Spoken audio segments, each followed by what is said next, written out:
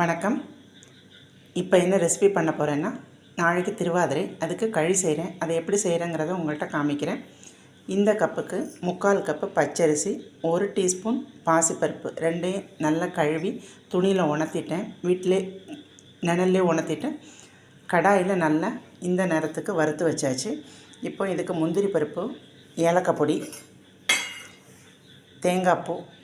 இப்போ இந்த அரிசியை வந்து மிக்சியில் பொடிச்சுக்கணும். இதே அளவுக்கு வெல்லம் எடுத்து வச்சுருக்கிறேன். 1க்கு 3 தண்ணி ஊற்றி வெல்லம் வந்து கல் மண் கரைச்சி அடுத்தடுத்த ஸ்டெப்பை நான் காமிக்கிறேன்.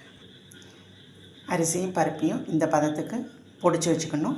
இப்போ வெல்ல கரைசல் வந்து அரிசி எடுத்த அதே கப்பில் 3/4 கப்பு வெல்லம் எடுத்து 1க்கு 3 தண்ணி ஊற்றி கல் மண் வடித்து வச்சுருக்கிறேன். இப்போ குக்கரில் ஊற்றி தான் கிண்ட போகிறேன், காமிக்கிறேன். இப்போ வெள்ளை கரைசலை ஊற்றியாச்சு. 4 ஸ்பூன் தேங்காய் பூ, 1/4 டீஸ்பூன் ஏலக்காய் பொடி. இப்போ மாவை கொட்டி கலரி ஃபைனலாக காமிக்கிறேன். திருவாதிரை களி ரெடி. நன்றி.